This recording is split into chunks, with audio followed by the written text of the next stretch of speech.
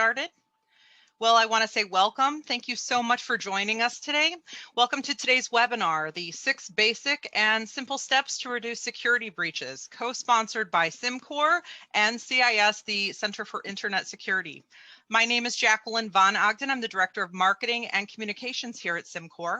And I would like to introduce our speakers for today's webinar.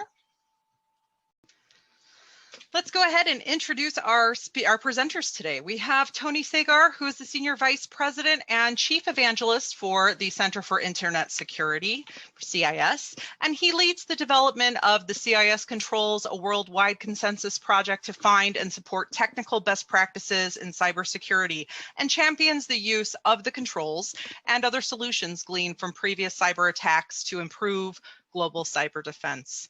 We also have Robert E. Johnson III, the President and CEO and co-founder of Cimcor. Founded in 1997, Cimcor develops cutting-edge IT security software that takes real-time file change detection to the next level by offering instant remediation of changes. Mr. Johnson has led the development of multiple commercial software packages and several patented and patent-pending technologies.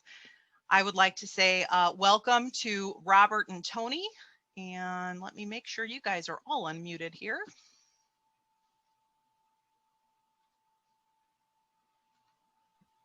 And both of you should be unmuted at this point. I want to say welcome and thank you so much for joining us today. Thank you. Thank you, Jacqueline. All right, so let's go ahead and get started here.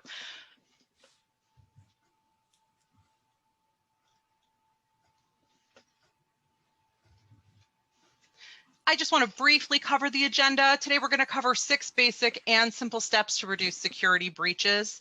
We're going to be covering 6 specific points in today's webinar with Robert and Tony each fielding talking points on the agenda. So for today's webinar, we'll be covering how to adopt a risk management strategy and program plan based on what matters most and the various possible threats that can impact your organization, how to choose a security best practices methodology that can align with your compliance requirements and one that can easily map and traverse other compliance frameworks, understand and prioritize where and what controls can mitigate the greatest amount of security risk, people, process, and technology, how to simplify compliance and regulatory requirements your organization must adhere and comply with, how to establish an incident response plan and process to create a resilient infrastructure, and how to automate workflow processes between operations and security to gain the greatest ROI. So at this point, I'm going to go ahead and pass this over to Tony, who is going to get us started with the 3 first objectives for this webinar. Well, thank you very much, Jacqueline. Appreciate it. And thank you for setting the stage for the discussion today. And thanks to all who have joined us. So here are the first 3 bullets in the overview of the talk today. I won't go through them again, but I will say here are a few key words to remember. This is about understanding your business, what you're all about, what you're dependent upon, and the kind of things that could cause you harm, the sort of threats that you should worry about, and then how do you define action from that. But the real important verb in here is about prioritizing. You know, no matter what you have or you do or, you know, the things that you face, priority is just a part of the life nowadays in cyberspace. So we'll talk a little bit about that as we go through. So a couple of things for context. Let's see. Oh, here we are. Thank you. So don't let me scare you. I'm an old math geek, so this is how I think of things. And I've been involved in computer security since the 70s. And there is a font translation problem. It's not a sigma here, but let me read this in English too, as opposed to mathematics. Risk is a function of 3 primary variables: vulnerability, threat, and consequence. And then the 4th in that denominator there is countermeasures, or controls is kind of a modern word for that. So old folks like me who've grown up in this business, we tend to think this way. And again, it's not mathematics, it's about philosophy. So your job in managing risk is to lower your vulnerability, right? Using some set of countermeasures and actions and processes and so forth. Understand enough about the threat to make good decisions, and you might have to take action to better understand and deal with threats. And then from the primary concern for the decision makers, though, is about consequences. What are the negative things that could happen? The loss of information, the loss of service, and so forth.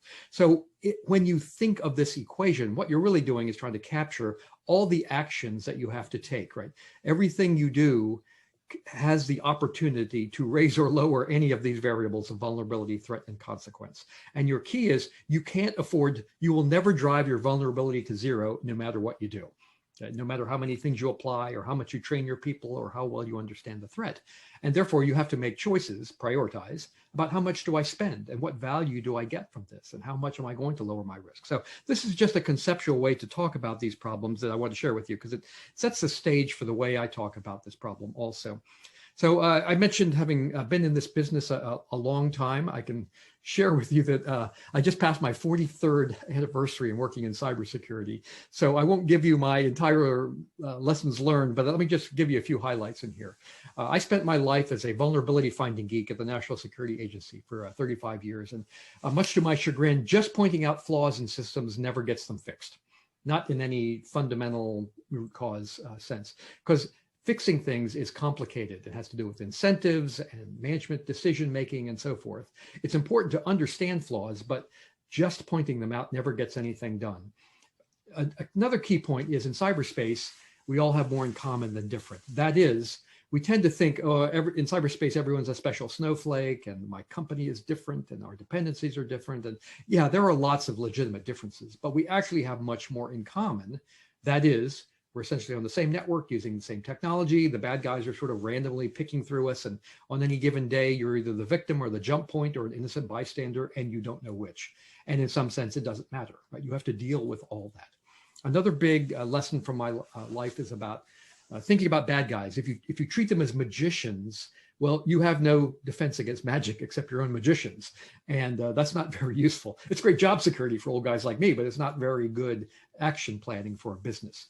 And in fact, you don't need to understand millions of unique attacks every day because there are not millions of unique attacks every day. Almost all attacks are repeats of known patterns that are being studied, that are being broken down, analyzed, and understand. And the implications of that are when you plan your defenses, you can't chase every attack. You need to think about these patterns or summaries or trends. They're much more important to understand. And as I said in the opening, defense is always about priority, right? The only question is, how do you prioritize? And I believe strongly, if you're familiar with the term, the 80-20 rule or things like the Pareto principle, most of your value comes from your first initial steps. I think it's always held true in cybersecurity. And the key is, can you figure out the first and most foundational and important steps that give you most of your value so you can concentrate on things that are truly unique, truly nuanced and different and special. Cyber defense is always about information management. We talk about training and we need it. We talk about great technology and we need that and processes. But at the end of the day, for me, cyber defense is foundationally about information management. How do I translate millions of data points about bad things into a relatively small number of positive, constructive things I can do about it? So it's fascinating to read about attacks, but the only reason you really want to read about them is so you could translate them into action. So the question is, how do you do that? And then finally, if you don't mind, I have a whole talk I won't bore you with today, but we wish, if you like cheesy old movies, and I love them, Independence Day, we wish cyber defense were like Independence Day. Remember Will Smith and the aliens are coming and all that, and we could heroically capture an alien scout craft, reverse engineer their technology, create the virus, and heroes deliver it to the bad guy. And we know where the bad guy is. A heroic effort will solve it, and a great mind and a great invention will save the day. And then the defender comes back and we have a parade. Hooray. Well, I've been in cyber defense for 43 years. No parades for me. Cyber defense is more like Groundhog Day, right? Remember Bill Murray, every day is the same day, and he starts to make small changes and things start to get better or they don't. But the idea is cyber defense is about machinery, not about an event, not about one heroic act. You have to think of this as I'm putting in place the machinery. Prioritizing on day one is great, but you got to do it on day 2 and day 3 and day 4. So this is my lifetime's lessons, and you'll see them translated into what I do. As mentioned in my bio, I have a lot of association with something called the CIS Controls. Some of you may know it as the SANS Top 20. They literally really started one afternoon at NSA when I was there. And I ran all the security testing for defense at NSA. Red teams and blue teams, if you know that terminology, zero-day finders, math wonks who worry about cryptography. That was my group at NSA. It was really quite an honor to have an incredible national resource to manage on behalf of the taxpayer. But what that gave me was the opportunity to see attackers at very large scale, both the attacks we conducted on ourselves, but I'm one of the few lifelong defenders who lived inside an intelligence agency for 35 years. So watching how nations attack each other. So I always had sort of this really grand opportunity to see all these things happen. And here's what I really started to learn. It took me a while to figure this out. I said, all we're seeing is the same things over and over again. Bad stuff just keeps happening. And even when we tell people, it never gets fixed. And the conclusion I drew was, it's not because defenders are lazy or they don't care or they're bad people. It's because the process is just overwhelming. They're flooded with information. They're just overwhelmed by the problem. Everything from the attackers to the noise of the marketplace to the demands of regulators and bosses. It's overwhelming. And so I called a group of people, on the left side of my diagram here, the 5 geeks in the room. They literally were 5 geeks, 5 of the smartest people I knew, who were both nation state attackers, defenders, technologists, threat analysts. And the challenge I gave was, no one leaves the room until we all agree on a small number of things all of our friends should do. And please, all you wizards, do not try to solve world hunger at this one meeting, because that's what security people do. No matter, this is what we're trained to do, right? If you know about 1,000 vulnerabilities, we'll put 100 more on the table. If you've got 5 positive defensive things you're going to do, we're going to recommend 25 more. We can't help ourselves, right? And it's intended well, but it's just adds to that fog and to that noise, right? So, but out of that grouping, I got people to agree to 10 things. And this was a very simple idea. I had no idea it would turn into a big deal. A 2-page letter that went to some of my friends in the Defense Department, CIO of the Air Force, the Pentagon, and various folks like that. And all I said was, if you don't know where to begin, because that was the real barrier, getting people started on where to go, how to prioritize. If you don't know where to begin, based on our experience, start here. And that's all we did. That's all I intended. Well, it turned into a thing because it got out into the public, and the SANS Institute picked it up. If you're familiar with SANS, the big teacher of cybersecurity, and the 5 people in the room turns into 5,000 on a mailing list. And, it just took off from there. And it told me there was a real hunger for taking a complicated problem and trying to not trivialize it, but simplify it. Get focused on the most important things to do. So when I retired in 2012, I eventually wound up taking this project back over and brought it into the Center for Internet Security, a small but mighty nonprofit. And you may be familiar with our work. But in 2013, I started working with the third block from the left, authoritative problem summaries. By that, I meant things like the Verizon data breach report and the equivalents from Palo Alto and IBM and McAfee and Symantec. And the idea was we were starting to see the emergence of large-scale collections of information about attacks, to summarize them, to look at trends, to look at commonality. And the idea was, if this represents sort of a large-scale look at what's going wrong, then that's a good starting point for translation into action. What do I do about that? I can't deal with millions of things at a time. But I don't really need to, frankly. That important verb to me is translate. How do I translate all this information into a small number of things? So as you move left to right, what you're seeing is my last, umpteen years of career trying to bring more data and rigor and transparency to the way we make control recommendations. How do we recommend what we recommend? The traditional way is to the left of this diagram. How do I just find the smartest people I can find, and they get together in a room and they knock out a document until they agree. And that's helpful, it's useful, but it doesn't solve the problem, and it doesn't take us any further along. And so this idea of, okay, now we're starting to see these big summaries of attacks. This is learning, right? The bad news is we're getting attacked. The good news is we have an opportunity for learning here. So how do we translate them? And then once you start that, you have the opportunity to look at things like the block number 4, analysis, testing in the lab, honeypots, experimenting. You start to build a body of knowledge. Again, by being transparent about it, you're bringing rigor, but also the ability for people to argue about these things and take action upon them.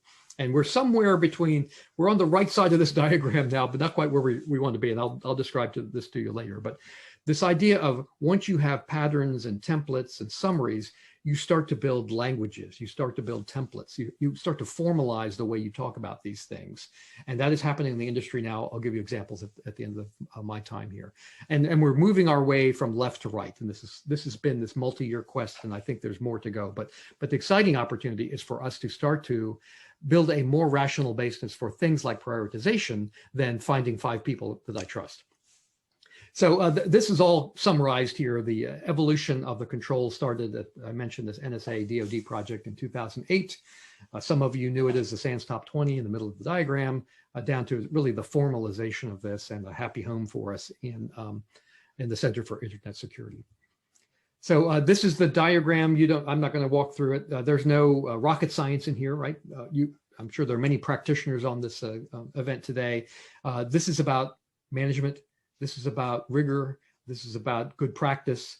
If you want to see the details, go to the URL is at the bottom of the screen, cisecurity.org. You can download this for free. We are a nonprofit. We just, we create this by banding together volunteers.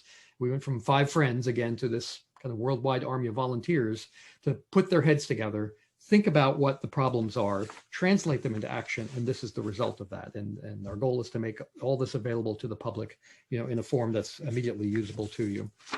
A couple of things I want to mention also concerning the theme of today's talk. We've entered what I call the multi-framework era. Okay, and here's the backdrop for it, right? What I spoke to previously was, how do we figure out the right thing to do, or the most effective thing to do, right? Or the things I need to do to defend myself in cyberspace. And you have to do that, right? This is essential.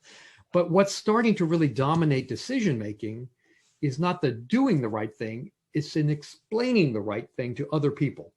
And those people cover the entire ecosystem of our economy, right? Regulators, legal systems, auditors, your supply chain friends, the formal requirements that you have to comply with this or that and the other thing. Supply chain has become a major driver, right? Are you safe to bring into my supply chain or not?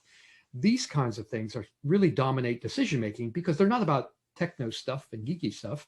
They're about business decision-making. And so you have this consequence now of every one of these parties is looking over your shoulder conceptually.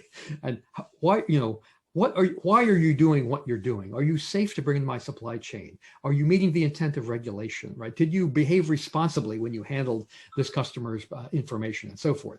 All that has to be sorted out as a matter of social decision-making around this. Now, if we were logical, and there's plenty of evidence that society is not logical, but the best case would be, I do the right thing once, and I can report that to many different parties without a lot of extra work. But I don't know about you, but that's not the reality I live in, right? Everybody has a different opinion. Everybody has a different level of abstraction or a different focus area. And so you can spend an extraordinary amount of time and money just kind of cross-mapping is a generic term for this, right? Because you have to deal in multiple geographies, handling multiple types of data, subject to multiple different types of regulation. That's become just a way of life for us. So the bad news, so the good news is society is mobilizing around cyber. The bad news is we could actually spend more of our energy and our national treasure and our business resources sort of proving we did the right thing as opposed to the right thing. And that doesn't make a lot of sense. So we need to figure this out. And how do we make this more streamlined, more cost effective? I believe, and I'm saying this as one of the people that puts out recommendations, right? The people that create these monsters need to cooperate better. That is, to say, how can we recognize, for example, from CIS and the use of the benchmarks and controls, how do we make this problem easier for people who have to live in this multi-framework era? How can I provide authoritative mappings in particular from what I'm doing to the other things that regulate our adopters, right? Again, whether it's the legal system or regulation, et cetera, et cetera. We that create these monsters have a real responsibility to do better and to make this simpler. Yes, there are commercial people that would do it for you. We could let every auditor in the economy figure it out on their own and just foist it upon you. All those are crazy ideas, right? We have to think about how to bring some order and structure to this so that we're not wasting energy, but we're instead getting better security in a way that's sort of at the system level, cost effective and efficient. So here's some of the things that we're doing. This is just a slide from an upcoming talk we'll be giving in a few months. We call it Here Be Dragons, right? Think of this old school map making and pirates and treasure and stuff. We love this kind of stuff. So we have a bunch of these mappings. We're committed to that process I just talked about. And these are the kind of mappings that are available today on the left side of the chart. And again, there's a certain amount of artwork and craft to this, right? Because every one of these things that you see on the left speak in a different language and a different level of abstraction and so forth. But if you are subject to more than one of them, then you have to figure this out, or you have to directly or indirectly pay someone to figure this out. Our goal is we work with folks like our friends at NIST and at MITRE and so forth to create these in a way that is amenable and make them available so they represent the authoritative way to talk about, if I use the CIS controls, how does it help me with CMMC, with the MITRE attack framework, with the NIST cybersecurity framework, right? You shouldn't have to figure that out. We should figure that out on your behalf and make that available to you. And that's what we're doing. The ones on the right side are the ones that we're working on now. And they're, we can't do them all at once, but we're working hard and developing kind of methods that make it easier to do this and to maintain it for you across multiple versions. So this is essential, I think, to the future of the way we think of cybersecurity, because again, any other alternative is just chaos. So a couple of the things I'm going to talk about, this idea of learning from all these summaries and information that we have about attacks that, believe me, we had none of this in the 70s, 80s, and really 90s in the world that I grew up in. So again, great learning opportunity, hooray.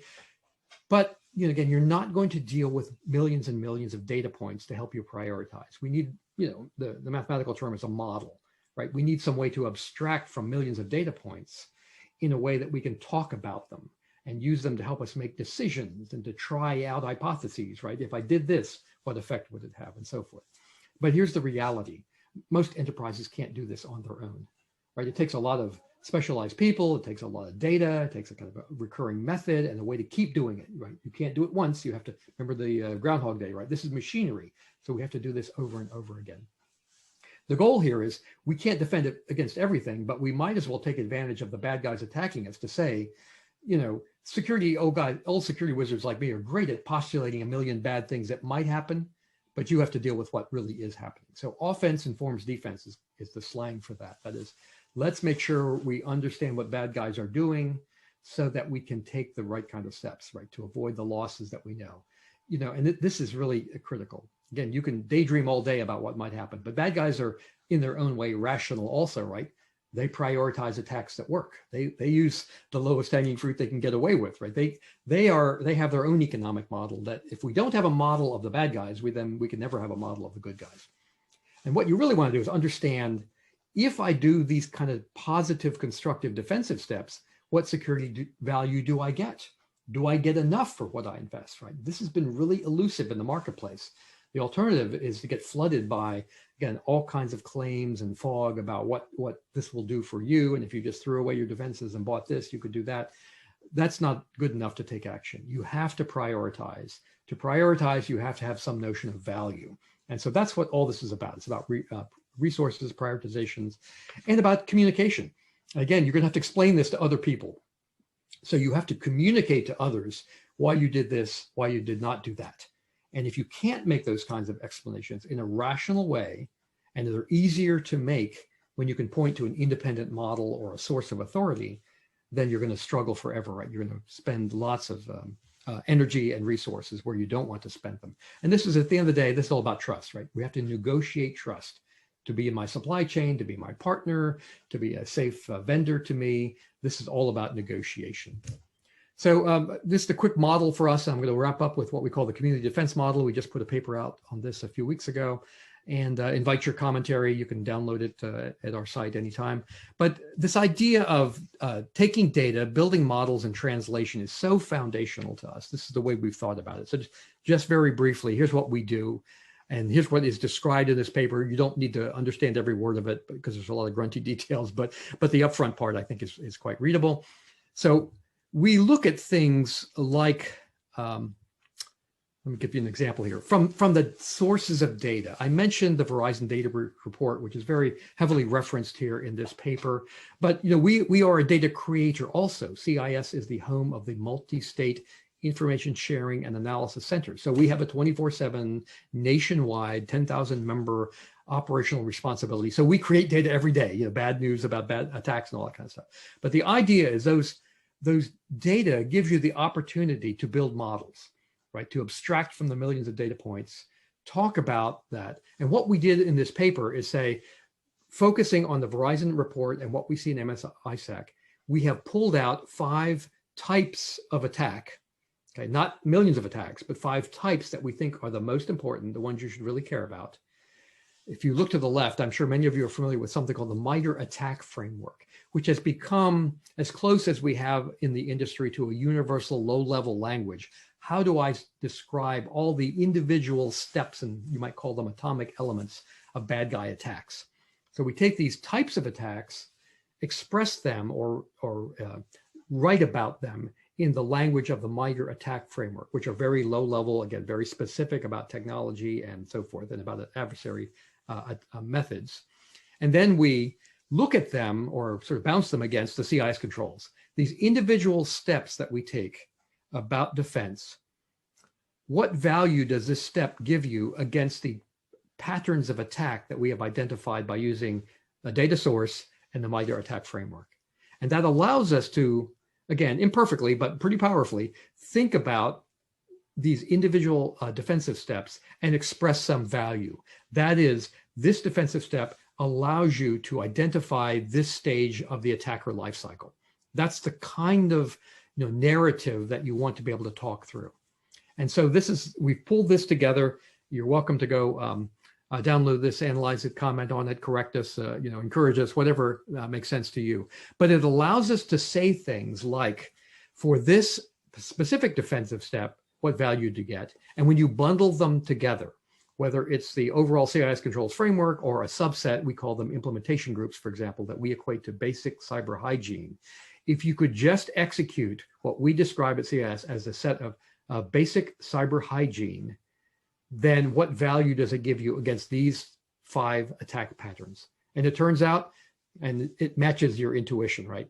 If I could just get foundational things, sort of hygiene things done, I actually get tremendous value against the 5 most common attack patterns. In fact, in some sense, you get 100% value. That is, you're able to block every one of those patterns at more than one step. And that's in an industry that's struggled with data and sort of modeling and value, I think these are important results. It also tells you, when you look at the controls as a whole, even when you don't understand the specific attack that's coming, you get very high value, over 80%, against all the different things that an attacker might do, no matter what their attack pattern might be. So we could talk about that more at another time if you want to reach out to me. But those kinds of results are where we're aiming for. And it's all about prioritization, right? What are the attacks that matter? Then last statement, and thank you for your time and attention. I remind people, I don't care about the CIS control list or wherever you get your security framework or your guidance, right? It's not about the list. Everyone's got a list. They all kind of look the same if you squint just a little bit, right? It's all about the ecosystem that builds around the list. That is, what are the things that help me understand, take action, measure, report, manage through the list? And so this is the kind of ecosystem that is built up around the CIS controls. Again, whatever you choose to follow for guidance, for advice as a framework, look for this kind of stuff, all right? Because otherwise you're left on your own to interpret a paper list. And that's not very helpful. And many of you I know struggle through that every day, right? You're stuck with these regulatory compliance things or whatever they are, and you're scratching your head or you're bringing in consultants to try and make sense of it. So anyway, so I wanted to summarize, for me, this is all about, the theme of today is really about understanding your business, the threats to it, and having kind of a rational means to think about what's the problem I need to solve, what are my options to solve it, and how do I prioritize, translate to and prioritize the actions I'm going to take about a defense. And this is the only hope that we have, I think, from thinking about this problem and so forth. So with that, I'm going to wrap up my time in this. I look forward to your questions at the end, and we'll hand it over to Robert now. Thank you all very much for your attention again. Thank you so much, Tony. And now we'll go ahead and move forward with Robert. Thank you, Tony, and thanks for sharing some of your experiences and all your contributions over the last 43 years in the security industry. You know, following Tony is really a presenter's worst nightmare. It's the equivalent of Han Solo trying to take the stage after a speech by Yoda. So I'll do my best to keep your interest during this section as well. So one of the last points that Tony brought up was that it's not about the list. There are a lot of lists out there, but it's not about the list. But sometimes it feels like the lists drive our behavior tremendously, because when you have things like compliance and you're responsible for multiple compliances, it starts feeling a bit overwhelming.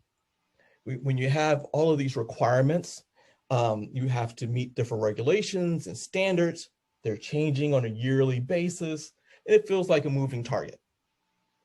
How do you create a strategy so you're not chasing all of these targets and can stay focused?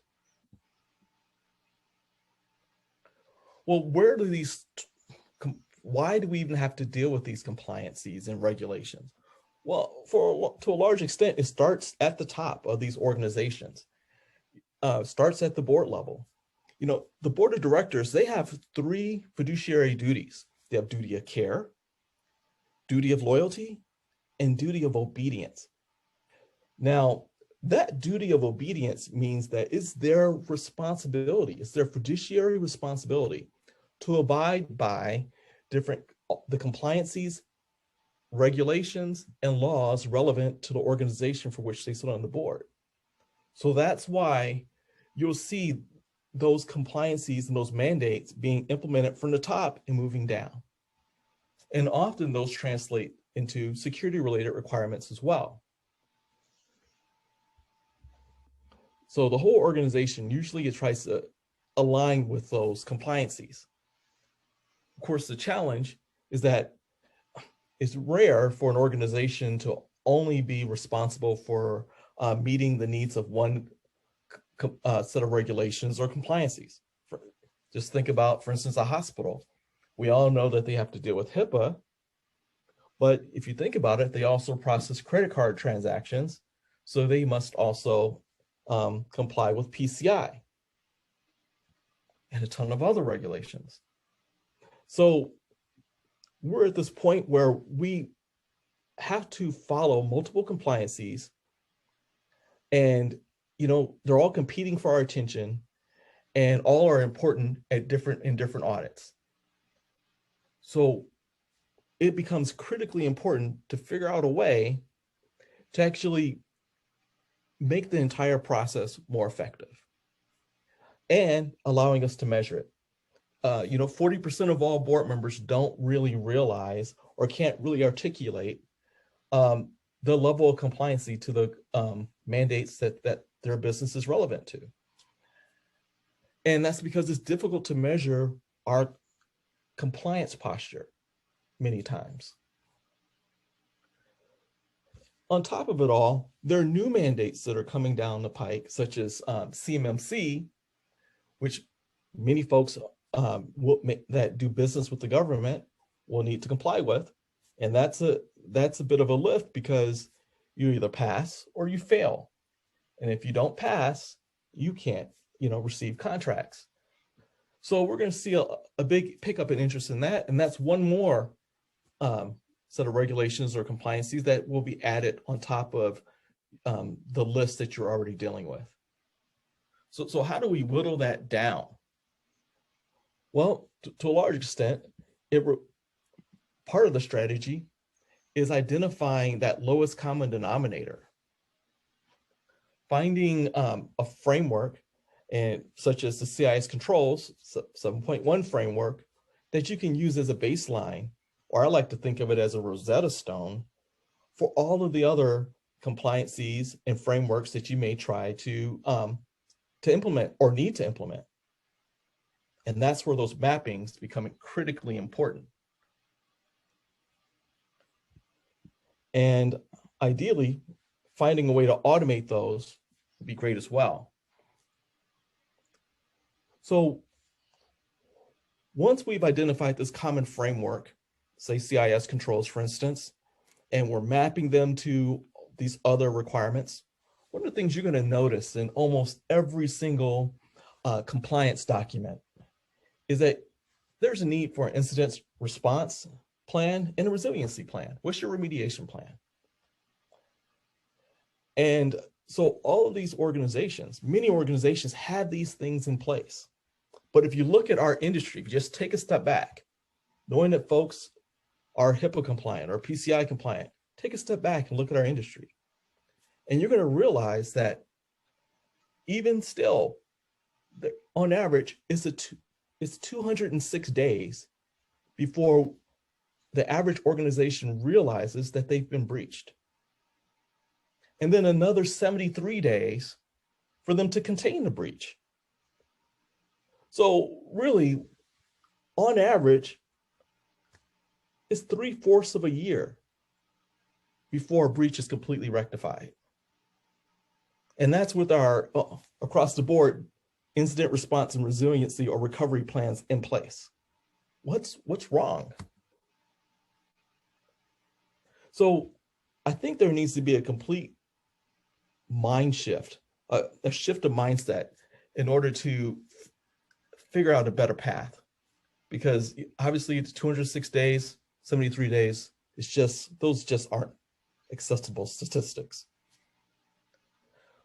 We think one of the ways that you can drive those numbers down and have a more timely incident response is to really focus on implementing technologies that are continuous in nature and real time.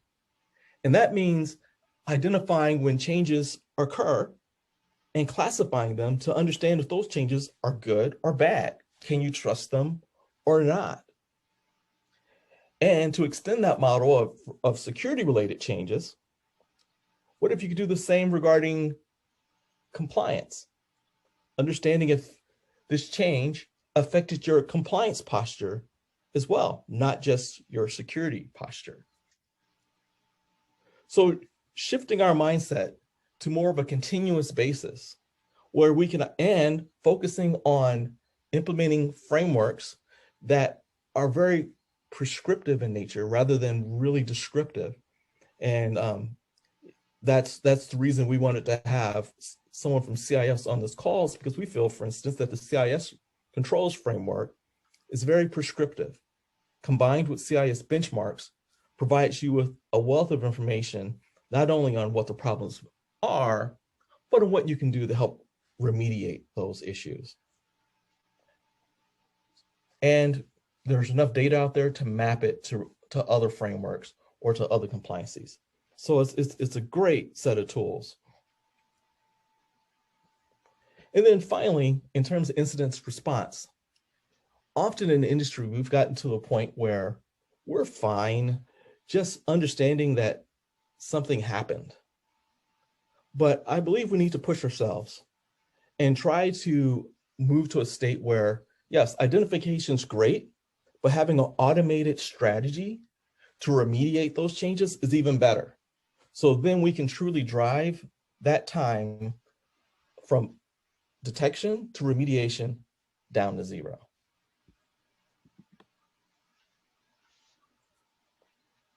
Now, this can only be achieved with some type of automated workflow. And if you really look at the CIS controls, especially 1 through 6, inventorying your hardware assets and your software assets, continuous vulnerability management, controlling the use of authoritative privileges, secure configurations for hardware, software, workstations, servers. Just those top 5 controls, if you were to implement them, can make a tremendous difference in your security posture. It goes back to that Pareto's principle that Tony discussed early on, where just 20% of the effort could actually result in a major impact. And in fact, we've seen stats where it's even greater than that if you implement just these top 5 controls, that it can impact have a impact of up to 91% of security breaches.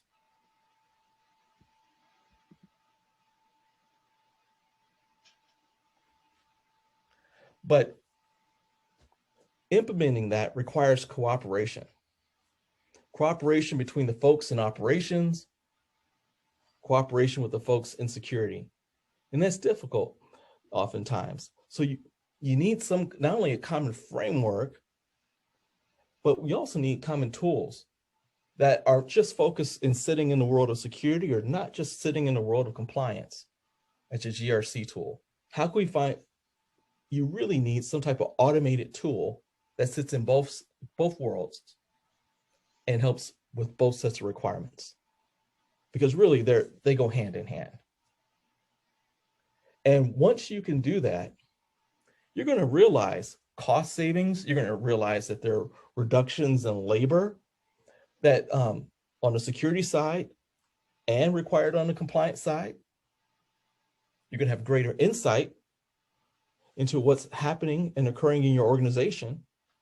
And you can answer some of those board level questions on not only where we stand in terms of our security posture, but where do we stand in terms of our compliance posture?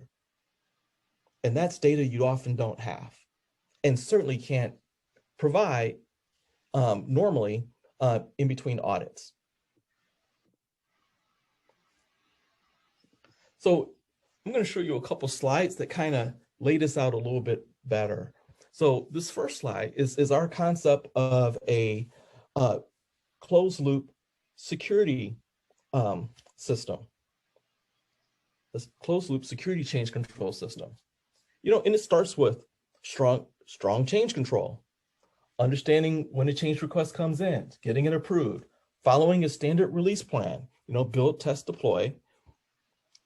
And then where it turns blue, up in step 4, that's where additional technology can make a world of difference, because we can capture what those approved changes are, integrate to other ITSM tools, such as ServiceNow or BMC, track what's changing throughout your infrastructure, usually in real time, and then reconciling those changes, because you don't care if something changed that's good. You only care about the changes that are bad. So classifying those changes and reconciling them against approved change requests allows you to focus in on just the things that need to be remediated. And at that point, you can simply repeat. So this is our version of Groundhog Day for security, continuous closed loop security.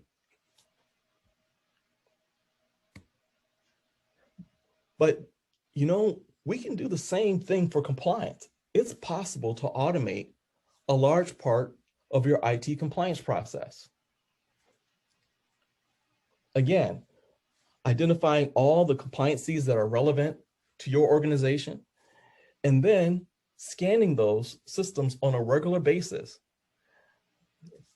and tracking the changes, automatically mapping them to different compliances, the results to various compliances.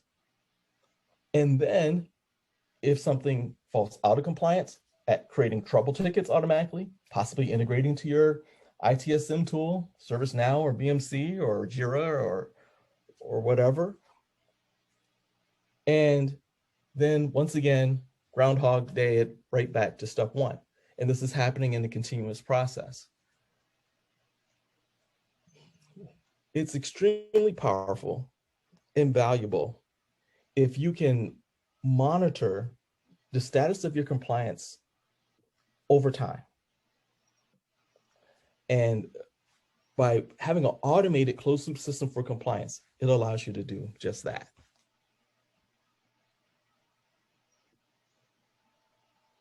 So the tool that we've developed is called Cimtrack. And those last 2 slides about automating both the security side and the automation side is exactly what we focus on. So the heart of it all is understanding changes to your systems, changes to your infrastructure, and changes to your compliance side. Because ultimately it's difficult for any threat to really take hold unless a real change can occur. Again, Pareto's principle. this one thing can make a tremendous difference. For instance, when we look at what our tool does in relationship to the CIS Controls framework, our one product contributes to and helps with 26% of the CIS Controls framework, while also providing you greater insight, decreases that incident response time, helps you with automated remediation, and is designed to work with many of the systems in your architecture, from Windows, Linux, Solaris, Mac OS X, HPUX, AIX, and a variety of network devices, cloud devices, Active Directory, LDAP. You know, our goal is to help you monitor and create a strong change control process tied to security and compliance throughout the enterprise. So the name of the product is Cimtrack, and we'd be glad to get into more details about it, but that wraps it up for me. At this point, I will turn it over to Jackie to kind of moderate for any questions, but I appreciate everyone's time. Excellent. Thank you so much, Robert.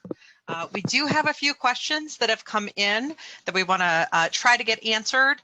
Let me take a look here. Let's go ahead and start. The first question that we have is, how do you convince a client to go for compliance at the initial stage of building the infrastructure? Most of the time, the client is more focused on building the infrastructure to ensure they have a smooth operation. But I think the focus here is, how do you convince them to go for compliance at the initial stage of building the infrastructure? Hey, Jacqueline, I'll jump in, and I sent a few things answered to the chat window here, but I think Robert hit on some keys of this. You know, if you look at the CIS controls, and you could look at other frameworks similarly, the foundation of defense is not cyber magic. It's good IT operations. It's good management. It's change control. Those things are foundational. And if you can do those, defense is possible. If you can't do those kinds of things, then defense is nearly impossible, where you're counting on exotic technology that we're not sure exists and so forth. It's very complicated. So that would be I mean, there's a sort of a negative. You need to do a bunch of things for compliance anyway, and so you might as well build them in, and it's cheaper and more effective. Yeah. But the positive side is, this really is about, if you have a chance to start from scratch, and many don't, then you want to build in the attributes of visibility, control, and so forth. And I think you have just laid the foundation for much, much, much better security. So thanks, Robert. I don't know if you want to chip in on that. Oh, I think you're right on target. I also think that, I guess the question is the reasons why they may not want to bake in compliance right from the start. The great thing about most of these compliances is that when you read them, you realize they almost all say the identical thing, just in a variety of ways, each of which is 100 or so pages long or so. Darn it, Robert, you broke the code. Good for you. So we had go ahead, sorry. Yeah, so basically the quick wrap up is that I think you need to select a security framework first. And if you can follow that acts as, that's why I love to use the word Rosetta Stone for all of these other things that you may want to implement. Excellent. We had another question. We had a question come in asking if we can get a copy of the slides to you. Yes, we are happy to do that. Once the presentation is over, you'll receive a follow-up email with a copy of that as well. We have another question here. Question for Cimcor. Does your product help recover or roll back from a security breach or failed compliance test? Well, that's a good question. Yes, our software can not only detect changes in real time, but it can also change many of those items right back to how it was. And it can perform that function for servers and network devices. Now, from a compliance perspective, we don't automatically put you back in compliance unless it's from a change control perspective. In that case, we provide you with guidance on what to do to get back in compliance and put that server and to get that server back into a hardened state or that device back into a hardened state. So either way, you're not on your own. Our software provides you the information you need to quickly get back to where you need to be.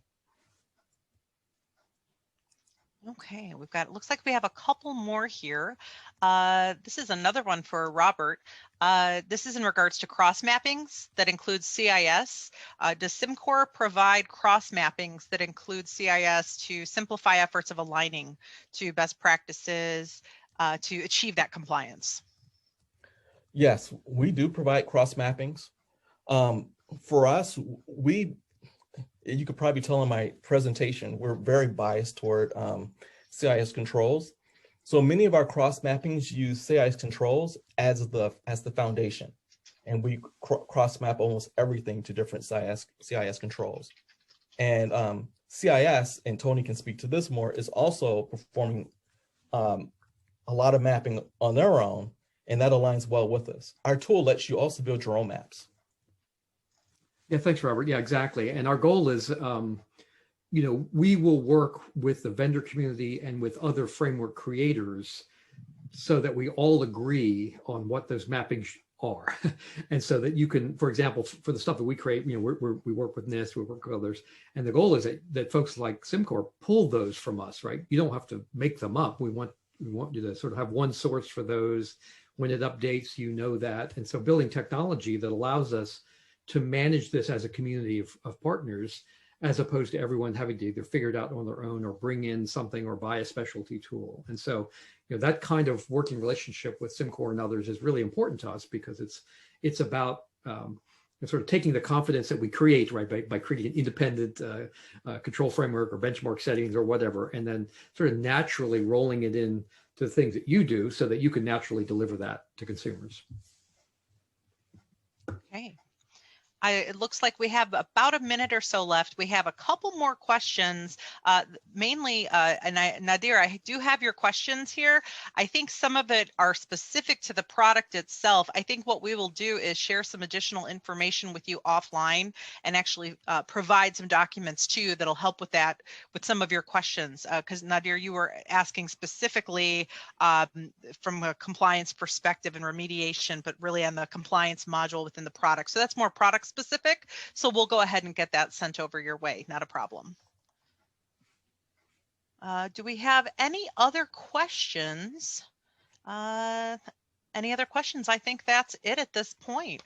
Well, I want to thank everybody for coming today and joining us, and thank you so much for Tony to share your time with us, and thank you so much, Robert. And we're looking forward to the next one that we host. And thank you again, everybody. All right. Thank you. Thanks, everyone.